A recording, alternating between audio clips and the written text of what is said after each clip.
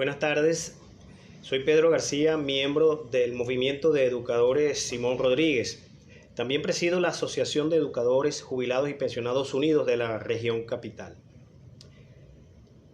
Antes de entrar en materia, queremos alertar que en un foro organizado la pasada semana por la Federación Venezolana de Maestros, en donde estuvo la diputada por la Asamblea Nacional Madurista, valga la aclaratoria, por el Estado Táchira, la profesora Silvia Melina Vázquez.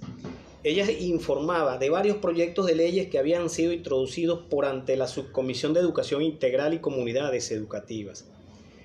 Estos proyectos son la reforma a la Ley Orgánica de Educación de 2009, la Ley del IPASME, la Ley de Disciplina y Acoso Escolar y la Ley del Ejercicio de la Profesión Docente, la cual vamos a debatir en el día de hoy. Estas dos últimas leyes ya fueron referidas a la Junta Directiva de la Asamblea Nacional. Ahora bien, en honor a la verdad, tanto la Asamblea Nacional en manos del régimen y la electa el 2015 estuvieron en mora con la educación venezolana y el magisterio, pues no promulgaron ninguna de las leyes especiales que estaban establecidas en esas disposiciones transitorias de la Ley Orgánica de Educación. Fíjense que la disposición transitoria cuarta de la precitada ley del 2009 ordenaba un reglamento provisorio de ingreso y ascenso en la docencia dentro de los 3 meses siguientes a la publicación en Gaceta Oficial de esa ley. Quedó de adorno el reglamento del ejercicio de la profesión docente del año 91, pues fue congelado de hecho su aplicación, sin resistencia alguna por parte del gremio docente. Recordemos que el último concurso público para ingreso y ascenso en la carrera docente se produjo en 2002. Aquí comenzó el largo pero sostenido proceso liquidacionista de la profesión docente. Ahora fíjense ustedes, 11 años después, deciden plasmar en leyes las políticas educativas que de hecho vienen ejecutando en estas 2 últimas décadas. Reiteramos como luchadores por más de 30 años a favor de la educación y del magisterio. Nos corresponde alertar y advertir una vez más que el actual proyecto de ley del ejercicio de la profesión docente, promovido ante la Asamblea Nacional Madurista por parte del policamburista presidente de SINAFUM, expresidente del IPASME, diputado y miembro de la Comisión Presidencial de los Trabajadores Oficialistas, profesor Orlando Pérez, viene a ser la estocada final de la carrera docente, como este movimiento de educadores Simón Rodríguez lo ha venido advirtiendo en estos últimos años. Audio 2, Pedro García. Entrando ahora en materia, y como afirmamos en el audio anterior, la desprofesionalización de la profesión docente tiene una larga ofensiva implementada a través de diversos instrumentos. Por ejemplo, solo como recordatorio, el 15 de enero del año 96 se promulgó la resolución número 1. Allí se había establecido las directrices generales para el diseño de planes y programas instantáneos para otorgar el título de profesionales de la docencia a otros egresados universitarios no docentes a través de los componentes docentes. Esto no fue bien visto, por cierto, por el magisterio, porque se buscó resolver un problema de déficit de docentes en algunas áreas, pero a la larga este programa se institucionalizó y se convirtió en una política permanente. Pues bien, hoy es uno de los elementos que toma el actual gobierno como política y lo plasma nuevamente en este proyecto liquidacionista de la carrera docente. Este tratamiento de no tratar a la docencia como una profesión obviamente aleja a los aspirantes a incorporarse a la profesión docente. Pero es en la Ley Orgánica del 2009, ciertamente, donde se encuentran la mayoría de los argumentos esgrimidos en este proyecto de ley. Por ejemplo, el artículo 6 de la Ley Orgánica de Educación es un compendio de 47 competencias que se atribuye al Estado docente. Entre ellas, la formación docente. El ejemplo, el artículo 15, el 18 de la Ley Orgánica de Educación le dan cabida en la gestión escolar a todas las estructuras comunales y demás organizaciones de la estructura política del régimen. Esto es importante aclararlo. Pues estas instancias que deberían ser autónomas se les ha corporativizado, se han convertido en apéndices del Estado. Rasgo este ajeno totalmente a la libre y plural participación democrática de la sociedad.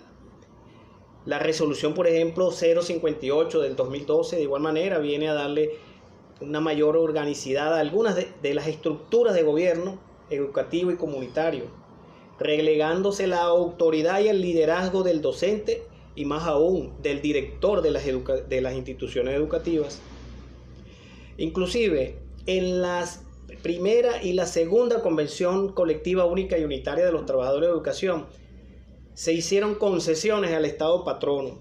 Por ejemplo, revisando algunas cláusulas como la 5, la 9 de la primera convención y la 7 de la segunda convención colectiva que ya establecida, el magisterio quedó comprometido a cumplir con los fines del proyecto educativo bolivariano y su modelo socioproductivo.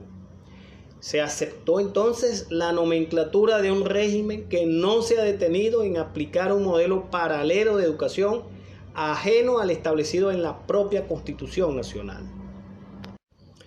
Pedro García, audio 3. Esta ley liquidacionista, como la hemos calificado, está concebida para el control social y político del educador, como ya muchos lo han mencionado. Por ejemplo, el artículo 4 establece como condición de inicio de la carrera de ejercer como interino y haber realizado un trabajo comunitario acreditado por el Poder Comunal.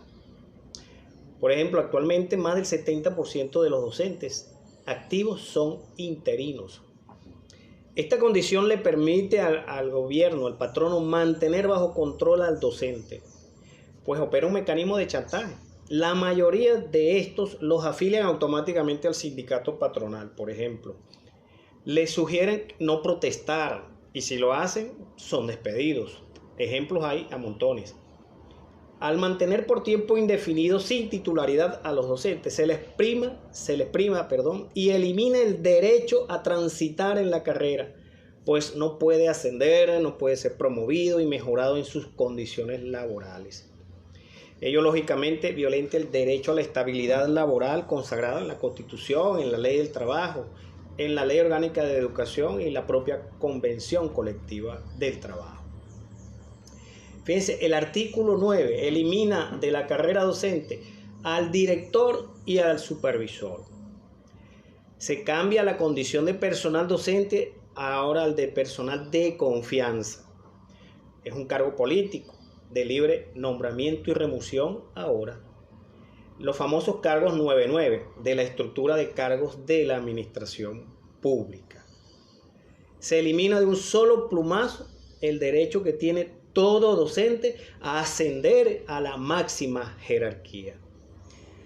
Desde luego que este retroceso es violatoria de toda la normativa preexistente, en especial de la convención colectiva, pues son derechos adquiridos, pues son derechos académicos irrenunciables y progresivos. Solo en una dictadura pueden suceder estas cosas. El gobierno se reserva la designación de los directores y supervisores en los planteles privados también. Esto contraviene el Código de Comercio, que está en la propia normativa, por cuanto las instituciones que son mercantiles, de capital privado, lo normal es que designen sus juntas directivas, sus directores, en este caso los planteles, pues que el Estado en este caso tendría las potestades de supervisar la educación que allí se imparte, cosa con la cual estamos de acuerdo.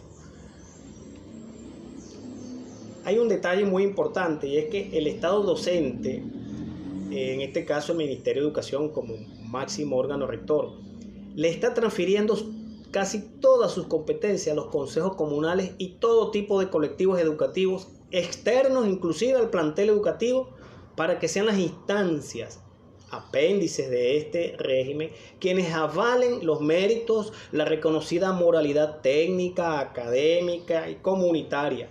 Pero además deben salvar a los educadores en el concurso de inducción de políticas públicas y el certificado de trabajo comunitario expedido por el Consejo Comunal. A este proceso, la ley liquidacionista de la carrera docente lo llama concurso público y que, por cierto, es solo para que el docente ingrese como interino, para que pase a formar parte de un registro permanente de profesionales de la educación. Como ustedes pueden ver, colegas, la idoneidad ética, profesional, técnica de un docente la evaluará un organismo político. Mayor desprecio por la profesión docente jamás había existido. Por cierto, las organizaciones naturales y gremiales de los docentes no son tomadas en cuenta en lo absoluto en esta ley liquidacionista. Pedro García y Audio 4. Finalmente debemos decir que una ley del ejercicio debería abordar las condiciones en las que se imparte el proceso educativo. Debe establecer los incentivos, las remuneraciones adecuadas, cuáles son esos atractivos para que los docentes permanezcan en el sistema educativo, pero que también sirvan de estímulo para que ingresen en ella los mejores jóvenes, talentosos. Entonces, ¿cuáles son esos reconocimientos que permiten que los educadores mejoren sus condiciones de vida y la de su familia, ¿verdad? Para que se cumpla aquello de la elevada misión, tal cual como lo dice el artículo 104 de la Constitución Nacional, que actualmente es letra muerta. Por eso decimos que el qué hacer, no basta solamente la denuncia, que hay que hacerla. La denuncia hay que organizarla, hay que planificar actividades, hay que reunir a las comunidades, a los padres y representantes.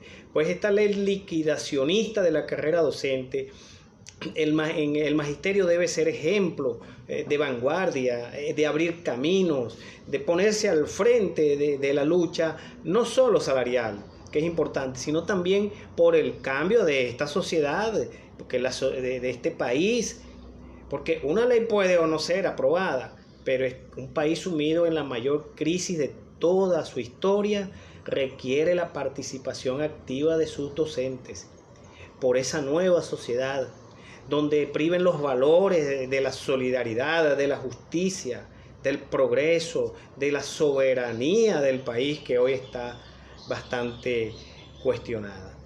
Pues reivindicar la carrera docente es luchar por condiciones dignas de trabajo, para elevar esa calidad de la educación que merecen los niños y jóvenes del país, para que sea una educación científica verdaderamente, ¿verdad? Una educación democrática, verdaderamente popular y gratuita en la práctica.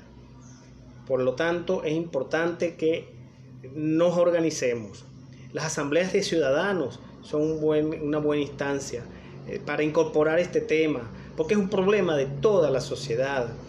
La sociedad le interesa tener los mejores maestros, bien formados, bien libres, críticos, bien remunerados. De tal manera pues que en principio la denuncia, el conocimiento de este proyecto de ley liquidacionista, pero eso va acompañado de la organización por el cambio. Bueno, muchas gracias y estamos abiertos a sus planteamientos.